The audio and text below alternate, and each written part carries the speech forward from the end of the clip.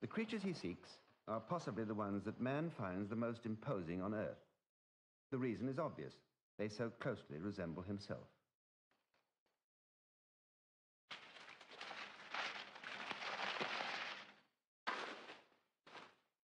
They are extremely shy, and the dense undergrowth in which they live makes observation appallingly difficult.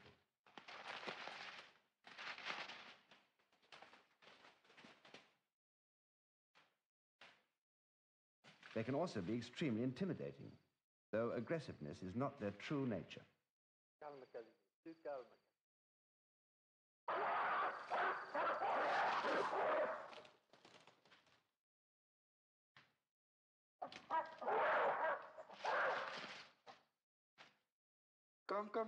Come. De Schrijver took 4 years to get gorillas to accept him, even though some of the adult males still charged him.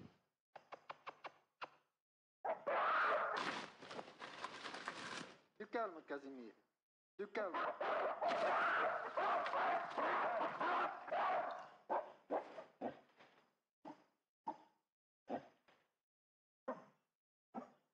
Tu calma, Casimiro. Assez.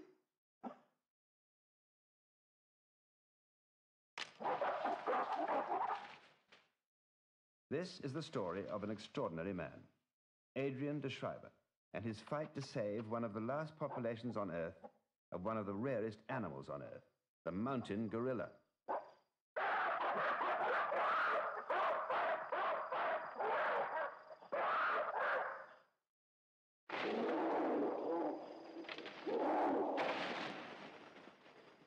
Adrian de Schrijver stands firm when faced with the charge of a fully grown male gorilla.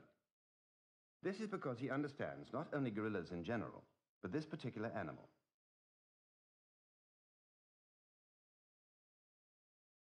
Their nature is not all as legend insists.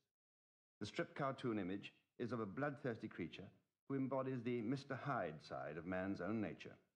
The horror aspect was emphasized by King Kong and later by the monster called Conga.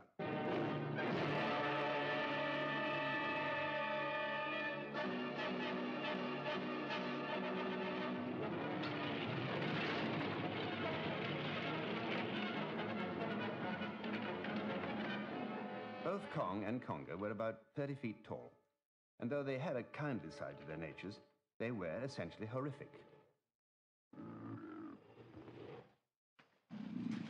How true are the legends about the great ape who fascinates man by constantly reminding him of his own primeval origins? Well, to begin with, the gorilla is astonishingly human-looking. Everything written about his great strength is true, too. The muscles that can snap a 4-inch bamboo like a twig could pull a man apart.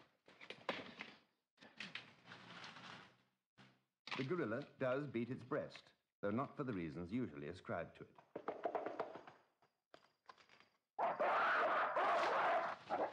The males put on one of the most terrifying demonstrations in the animal kingdom, but only when they feel threatened. But all this is only part of the story. Until recently, very little has been known of the other, gentler, family side of the gorilla's life, largely because of the difficulty of studying these peaceful vegetarians in the inaccessible forests in which they live.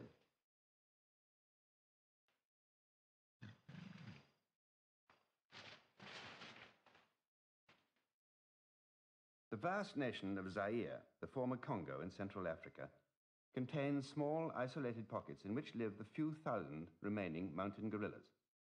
They're scattered over an area 300 miles long by 200 miles wide. One such concentration exists in the mountains to the northwest of Bukavu, on the Rwanda-Zaire border.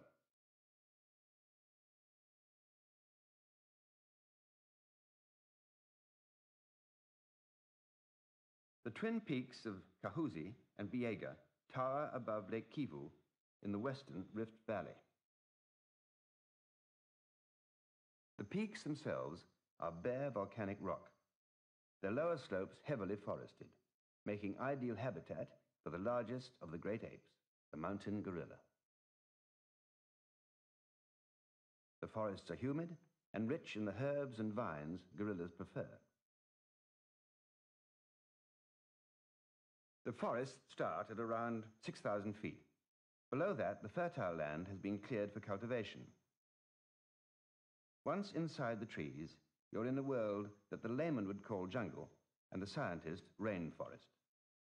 It's lush, dark, and smells richly of wet earth and forest herbs. Only the hum of insects and the cry of an occasional turco breaks the silence.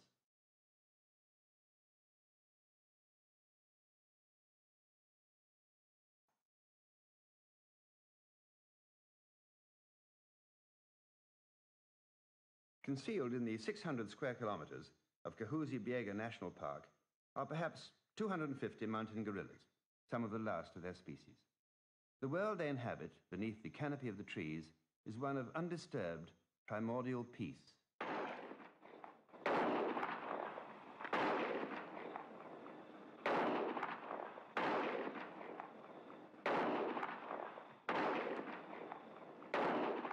Adrian de Schrijver, sometime hunter, life made him otherwise. A Belgian with plantations on the slopes of Mount Kahuzi, he survived the terrible Congo fighting of the early 1960s, though he saw his farm and home burnt to the ground. De Schrijver is a man of great gentleness and few unnecessary words. He is also a man of deadly action when necessary. During the fighting, he evacuated his family safely across Lake Kivu by dugout canoe. At one point, he captured 300 raiding Simba rebels single-handed with a jeep and heavy machine gun. But none of this saved his property from destruction.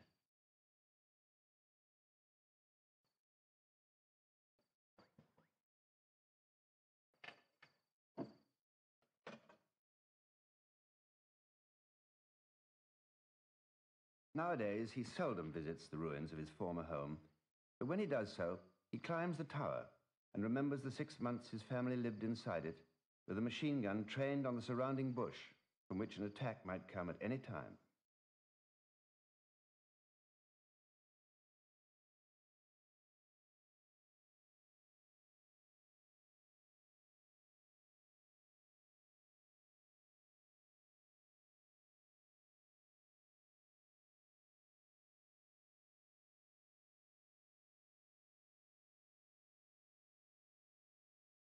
When peace returned to Zaire in 1965, de Schrijver had had enough.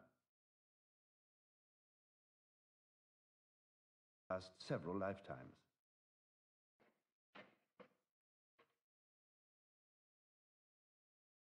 Now all he wanted to do was to preserve the peace of the forests around his property, and above all, the peace of the great animal rarities who were lords of that forest, the mountain gorillas.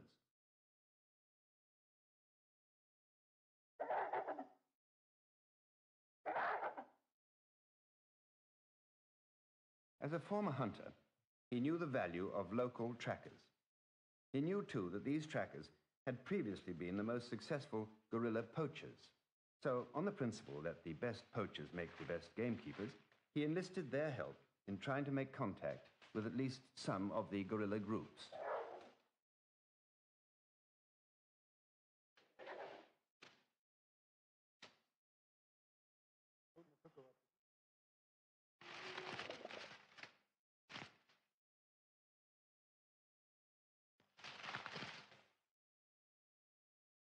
They kept at it day after day, learning a little more each time about the movements and habits of the gorilla families.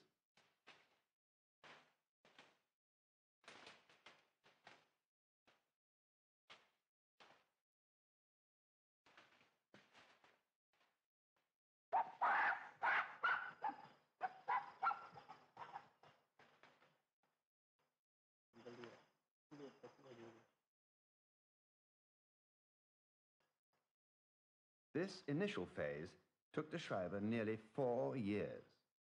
At the end of that time, 1 or 2 families seemed willing to let him approach and study them, though they were still very shy of revealing themselves in the open.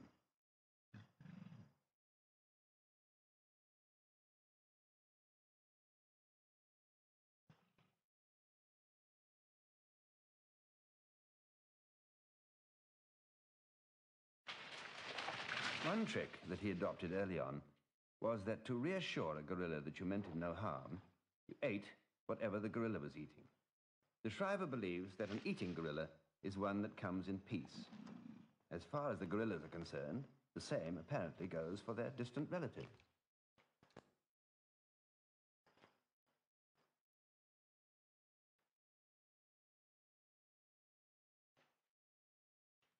At the end of 4 years, the Shriver had begun to understand the ways of the gorilla. Today, he freely studies the daily lives of several families, and of one family in particular, the one dominated by a superb silver-backed male whom he calls Casimir. We meet Casimir as he is making up his mind to cross a road that cuts through the park.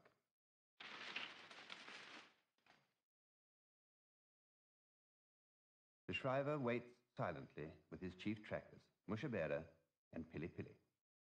He's been able to anticipate Casimir's intentions, but now he talks to him by way of reassurance. Come, come, come, come, come, come, come.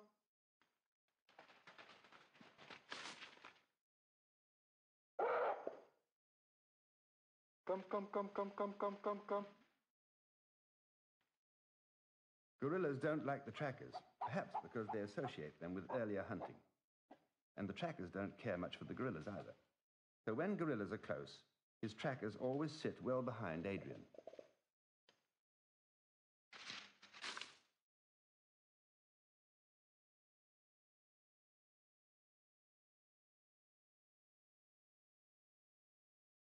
Come, come, come, come, come, come, come, come.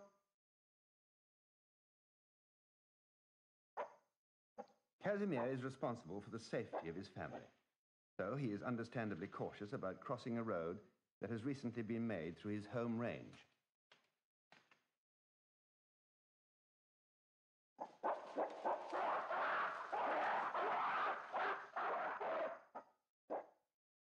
Casimir comes out first and stands guard, all 450 pounds of him.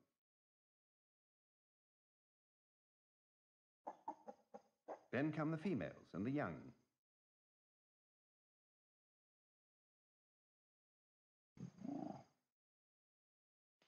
The first three are safely up the bank on the far side.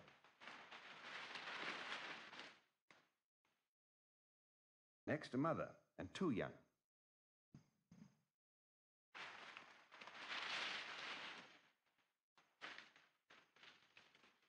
Satisfied that the coast is clear, Casimir is content to hand over guard duties to his subordinate males.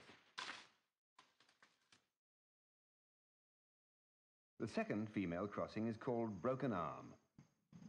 Finally, the rear guard, the second-rank males, first Hannibal.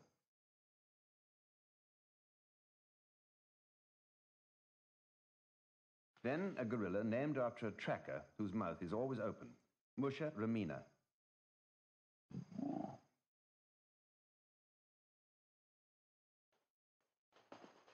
Casimir takes his family of 19 up the bank to be swallowed by the forest once more. It is Casimir's family with whom the Shriver has a close day-to-day relationship.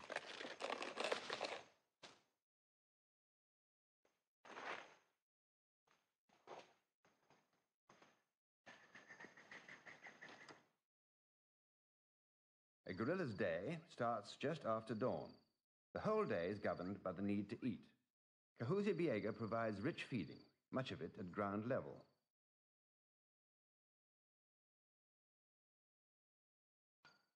The smaller animals, young males, females, infants, sometimes spend their night in the trees, building well-made nests there. The larger animals build their nests on the ground.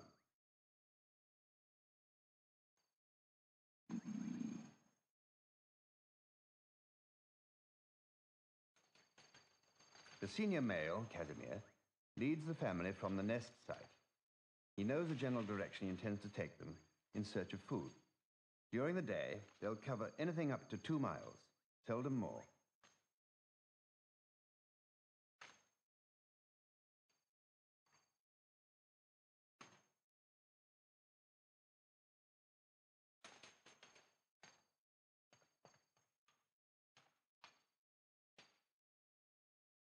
Shortly after dawn, one of the trackers has watched to see which way the gorillas are moving. Soon, head tracker, Mushabera, and the Shriver arrive at the nest site.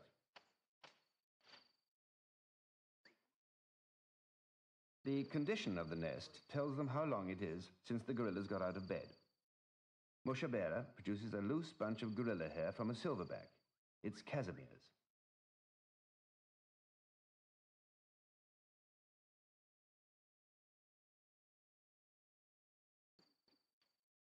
When they're traveling, gorillas move in single file. The trail will be harder to follow later when they spread out to feed. There are rotten logs to be crossed, giant nettles to be avoided, vines and creepers to be cut and parted. Sometimes the approach takes hours, even though torn shoots and nibbled leaves show that the gorillas are only a short distance ahead. Until they're close, Mushabera leads, cutting a trail with his panga.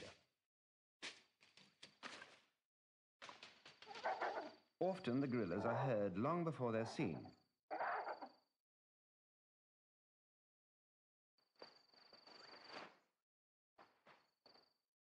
If they are uneasy, they often beat their breasts.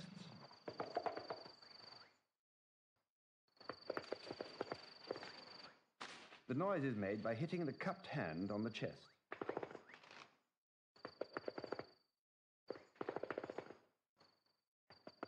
It's not aggression, as many people suppose, but a gorilla's way of releasing tension, like you or I scratching our head, humming, or lighting a cigarette.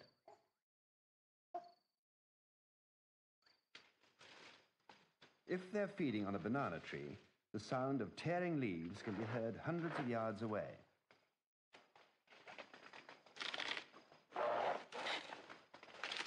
The whole family, under Casimir's leadership, has halted to demolish one particular tree. Casimir scoops out the soft, bitter pulp. It's not the best part, but it's full of moisture and he needs a drink. The females at the foot of the tree get the most succulent portions, but that's only because Casimir doesn't want them at the moment. The entire family may spend up to half an hour disposing of this single tree. It's only one item on the menu in a 12-hour day, most of which will be spent eating, eating, eating. It's been estimated that an adult male gorilla disposes of 60 pounds of food or vegetable matter every single day of his life.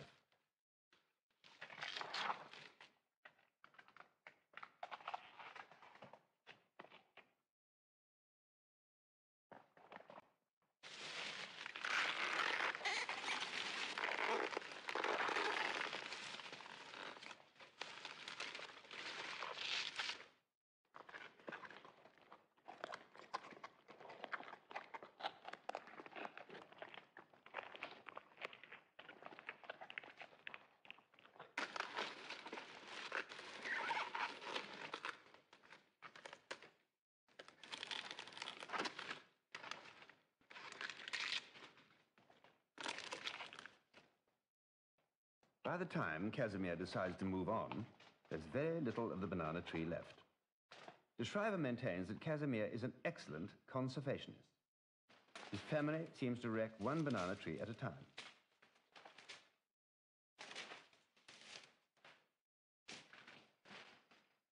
As Mushabera and De Schrijver follow once more, they pass the remains of Casimir's previous banana tree snacks. A third tree has been left untouched for the future. Gorillas are highly selective feeders. They appear to know just what plants they want at any given time of the day and season. They have a large selection to choose from. A list of over 200 food plants has already been compiled. Next on this day's menu is a clinging weed called galium, or bedstraw.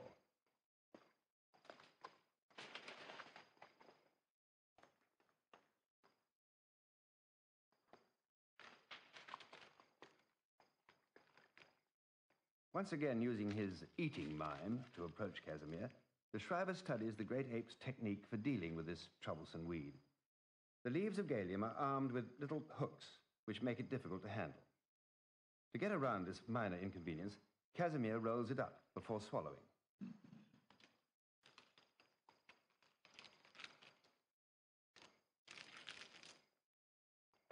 After years of contact, it appears that Casimir actually likes to meet De Schrijver, but always chooses an open space in which to do so. In the open, he no longer charges him. Just the same, De Schrijver often takes 10 minutes of cautious, step-by-step approach to get as close as this. Hannibal is number 3 male, not yet silver-backed. You can always recognize him by his downturned mouth. He's an inquisitive animal, and lately de Schrijver has been able to approach him even more closely than Casimir.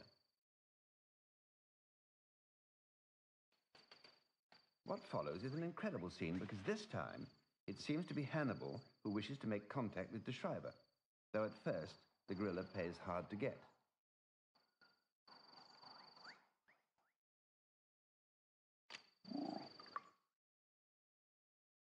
De Schrijver senses that something unusual is going to happen.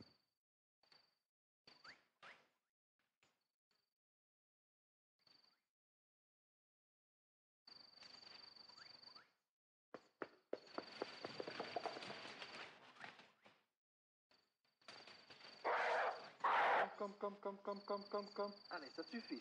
Assez. Allez, kom. Allez, kom. Du calme. Allez. Du calme. Hannibal is reassured and settles down again, only feet away.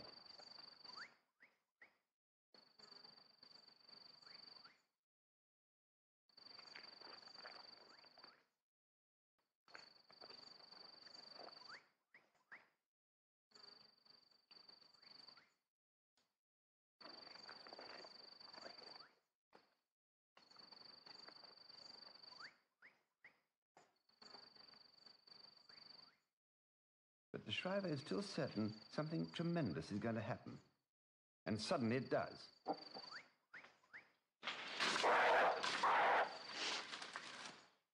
Was this aggression or a desire to make contact? De Schrijver was totally unhurt, as action replay shows.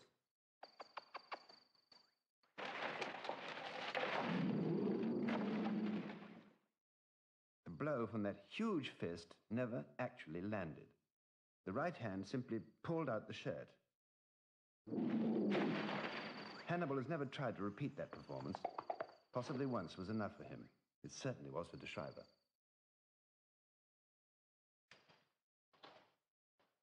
At midday, the gorillas seek thicker cover, and de Schrijver once again follows them. They've been eating continuously since they rose from their nests just after dawn. Now the gorillas take a lunch break, or rather, a non-lunch break. For up to 2 hours each day, they relax and stop eating, presumably to digest the huge intake of the morning.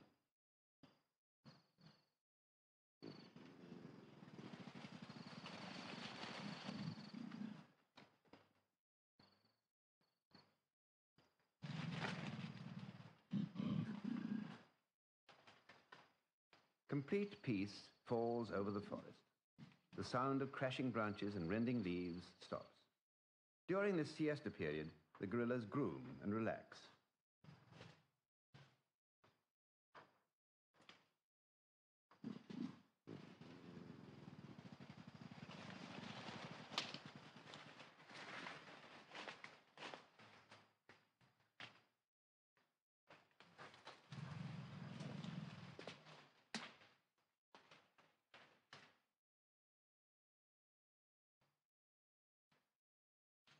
Towards the end of the lunchtime break, there's sometimes a disturbance. The youngsters grow restless, rather like human children after a picnic. With the indulgence of their seniors, they take part in play fights. The midday halt is the only time they can do this without getting left behind by the constantly moving family.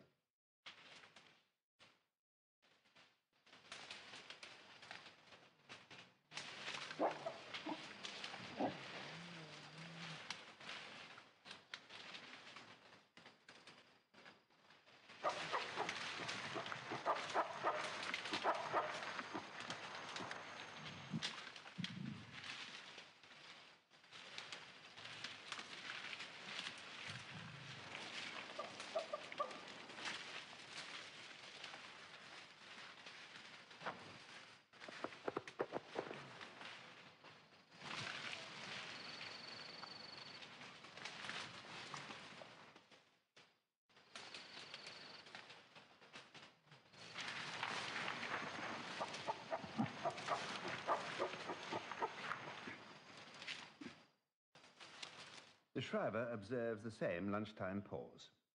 His fieldcraft and knowledge of guerrilla habits often enables him to anticipate the next stopping place along their intended route, and he waits for them there. They climb up into the trees for their first feed of the afternoon.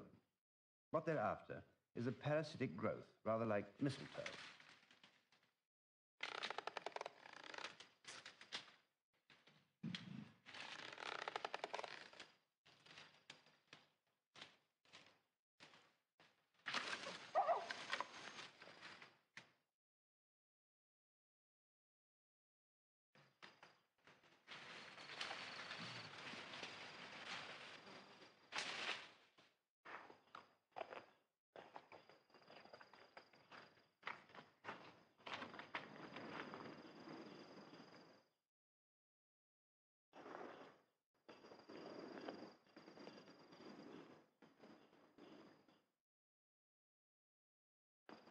Previous observation of gorillas in more open country had suggested that they were cautious and rather clumsy climbers. In the forest of Kahuzi, where there are plenty of large trees to bear their weight, they show themselves to be extraordinarily agile.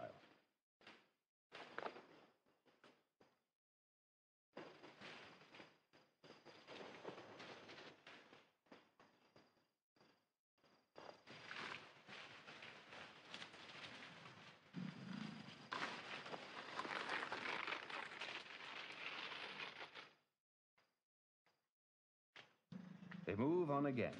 There are still 3 good feeding hours left. Their chosen route is taking them towards the edge of the park where the trees end and the farmland begins. Casimir clearly has a definite objective in mind.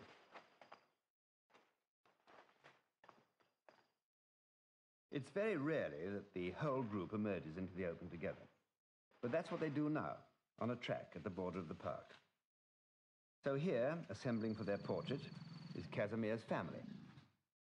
The young male, Fred, escorts a female. The difference in size is very evident. The males, besides being much bigger, have a flatter face and a higher peaked forehead. Fred is probably 7 or 8. This female looks pregnant, in which case she's probably carrying Casimir's infant. Casimir has first choice of receptive females.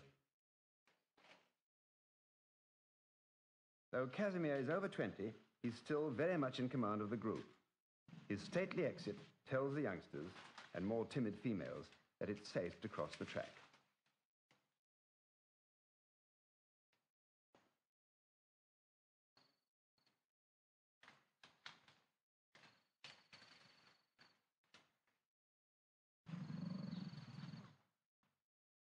Any quarreling in a guerrilla group is usually among the females. Males take little notice of female temperament. They prefer to eat in dignified silence.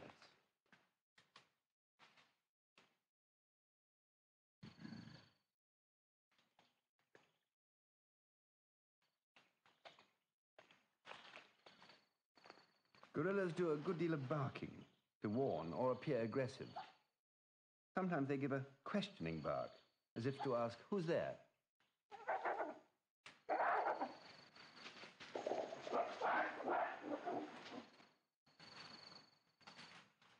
Now Hannibal and Musharamina marshal the rest of the family to hurry on in the general direction which Casimir has indicated.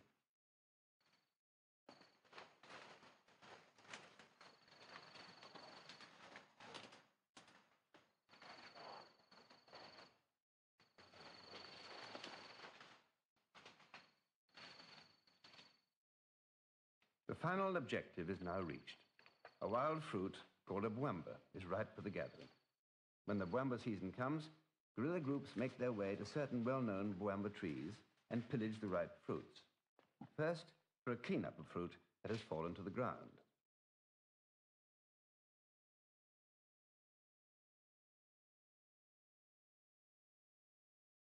Then Casimir leads the assault to the topmost branches.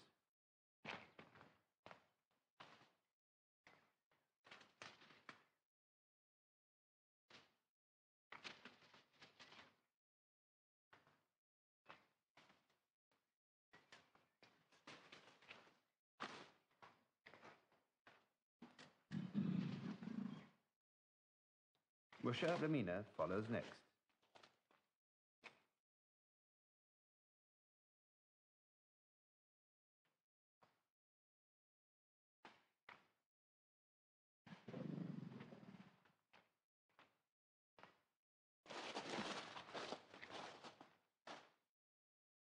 then come the females and younger males.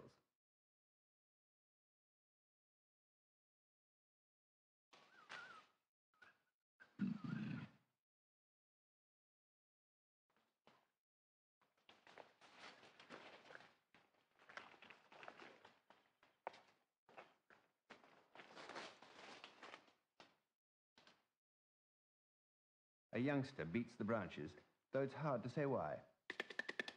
Perhaps this time in play.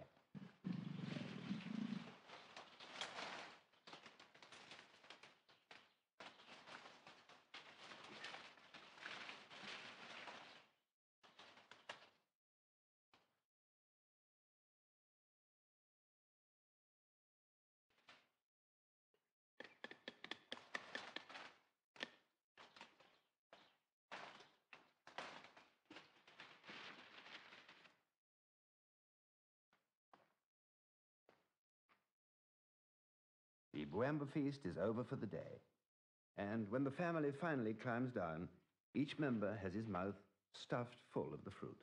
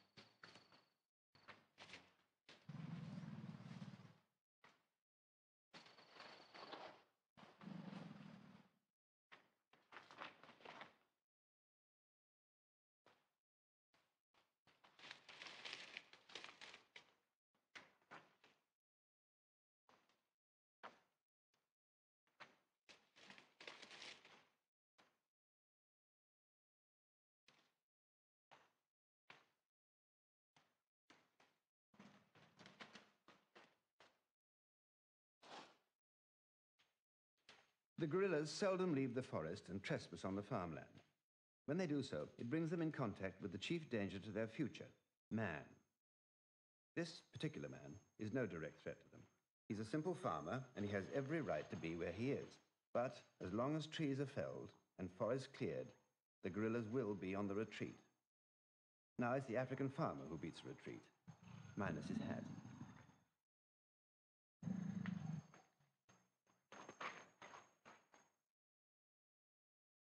The gorilla family continues unperturbed to find a resting place at the end of their day.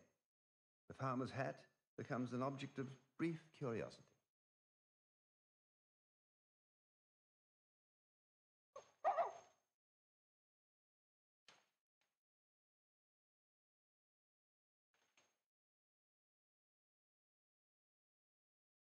After considerable scrutiny, they discard it, possibly because it's the one piece of vegetable matter they've met with all that day that's no good to eat.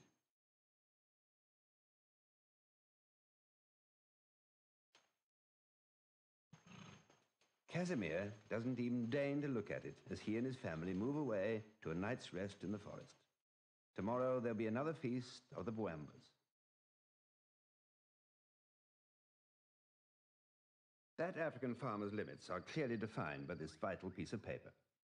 This letter justifies all Adrian de Schreiber's efforts. In 1970, President Mobutu Sese Seko of Zaire designated the Kahuzi Biega Forest a national park for mountain gorillas. President Mobutu has, moreover, declared that up to 15% of his country will eventually become national parks.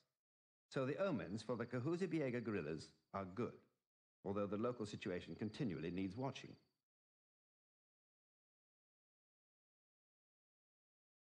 At many points, tea and coffee plantations march alongside the forest. Just beyond, more trees have been felled that were once all part of the gorillas' range. It's a situation which the farmers are always going to try to push to the limit. On this particular boundary, encroachment has been stopped. But the process of erosion goes on elsewhere. In the few places gorillas still exist, they're continually being pushed.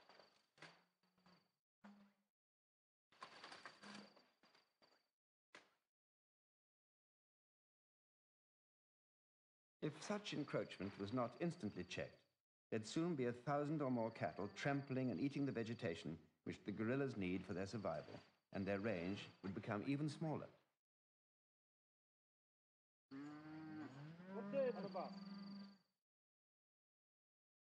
The point was eventually taken, and the locals removed their cows, at least for the moment. Poaching gorillas for food in the remotest part of the forest is a constant threat.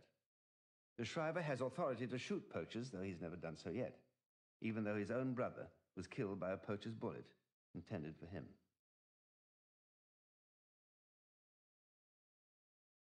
There is a tender side to Adrian de Shriver's nature that is far from being sentimental. This baby gorilla's parents were killed by poachers. Some farmers had adopted her. As warden of Kahuzi-Biega Park, the Shriver has the authority over all gorillas in Zaire, including orphans. So he flew his own aircraft to visit the farmers who had adopted this one. Sadly, he told them that they must give up the young gorilla. There are so few gorillas left in the wild that it was de Shriver's duty someday to try to return this baby to the wild state. At the time, he had no idea how or when, and could not have begun to guess how the story would end.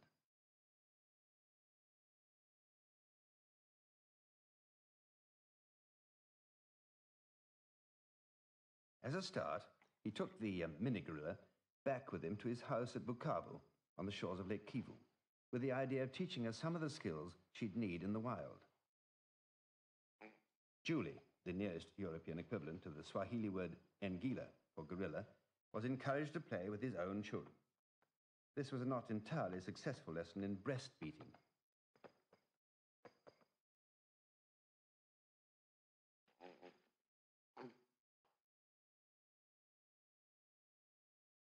To a young gorilla, a bicycle offers the same sort of gymnastic opportunities as a young tree.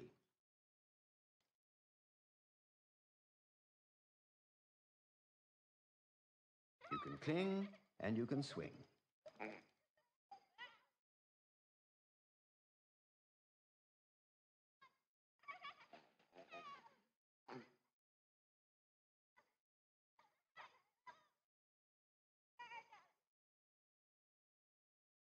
Adrian introduced her to the sort of companions she might eventually meet if he ever succeeded in releasing her into the wild, like this three-horned chameleon.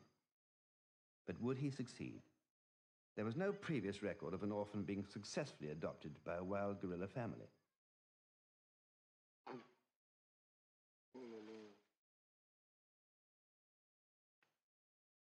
Qu'est-ce que tu fais?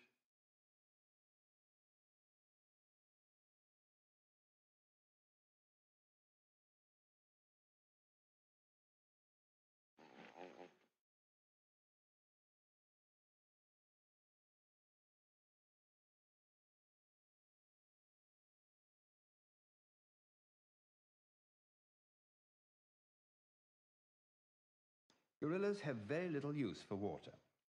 They obtain all the liquid they need from the plants they eat, and they certainly never bath. Grooming keeps their hair clean. But there were no gorilla adults to groom Julie, so occasionally she had to endure bath night.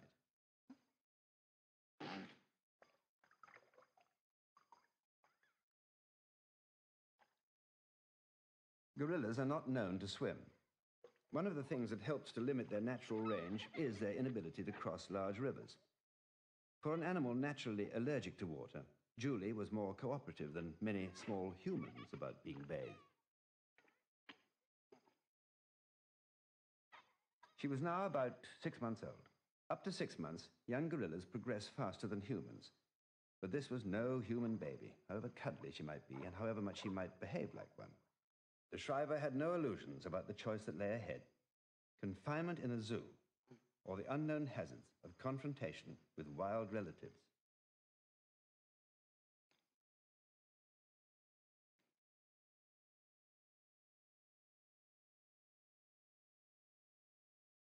Young gorillas will continue to suckle up to 18 months, longer if they're given the chance.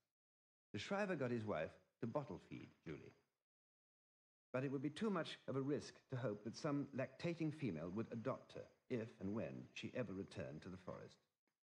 It's easier to get a young mammal to accept bottle feeding, but far more difficult to wean it onto solids. And this had to be done as soon as possible.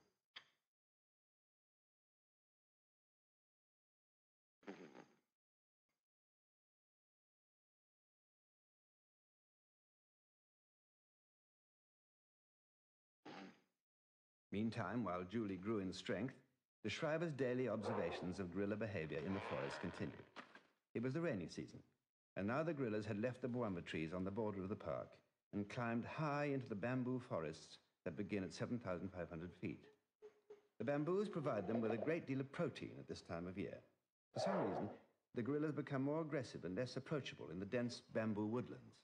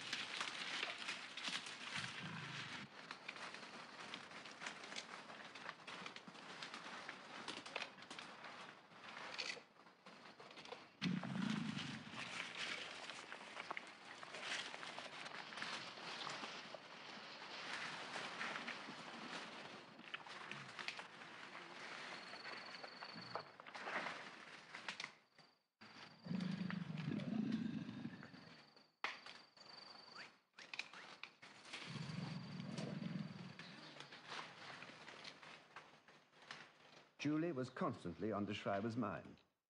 One of the things taxing him was, at what age, if ever, he should try to return her to the forest. She could hardly hope to look after herself under 18 months old. Above all, her education had to be kept up. So he started carrying her into the forest to get used to its sight, sounds, and smells.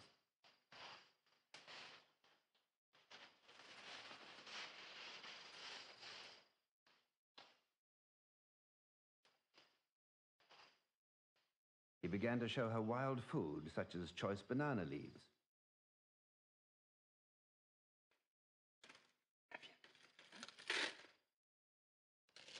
At first, she didn't seem very keen, but gradually she began to chew on them. It was another great step forward.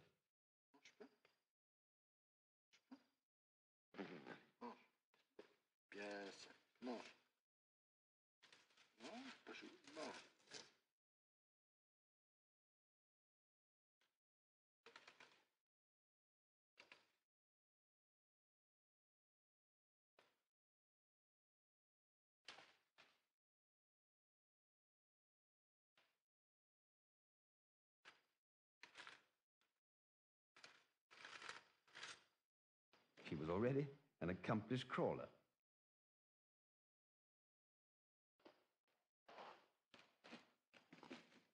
As foster parent, de Schrijver next persuaded her to crawl with him, just as she would with her mother when roaming through the forest.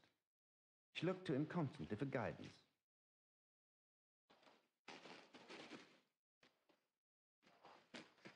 De Schrijver confesses he became completely captivated by her, though he remained realistic about her future. It was no good becoming too attached to Julie. As warden, he was committed to returning her to the wild. The question was, when?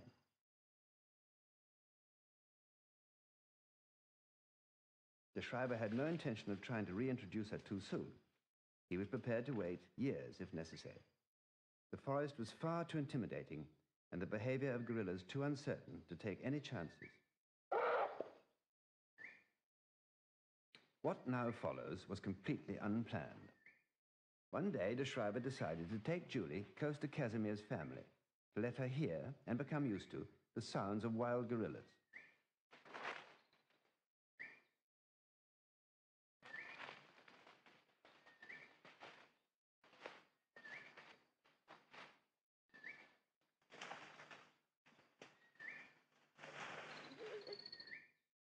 Hannibal was very close and obviously agitated.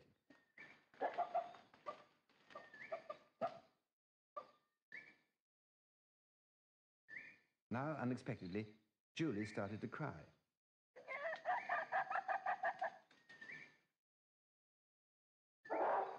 Even de Schreiber began to get alarmed. There was no way he could retreat. The guerrillas were all around him.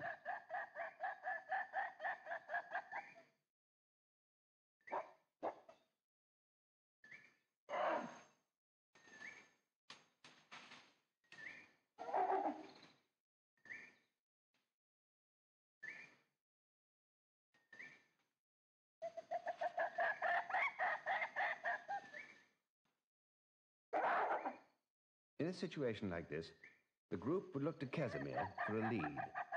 Suddenly they got it. Casimir, du calme.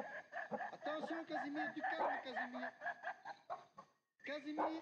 Attention, Casimir, du calme, Casimir. Casimir, du calme, Casimir. Attention. By sheer good luck, Casimir stopped in the one open space where the rest of the family waited to inspect and fondle her.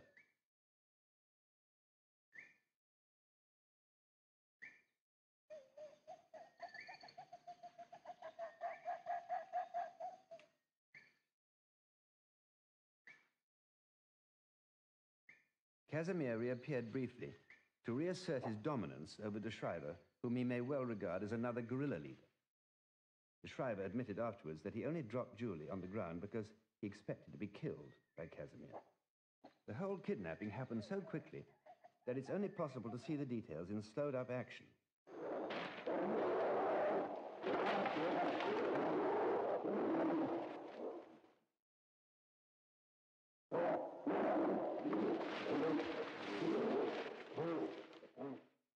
Casimir scoops Julie up, carries her away, and then suddenly drops her.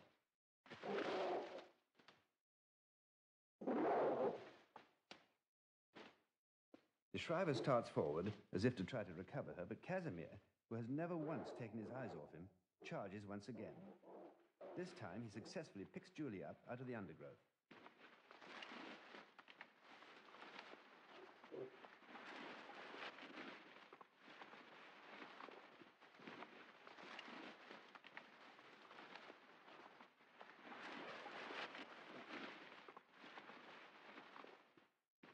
It was perhaps a tragedy that Casimir took matters into his own hands and kidnapped Julie.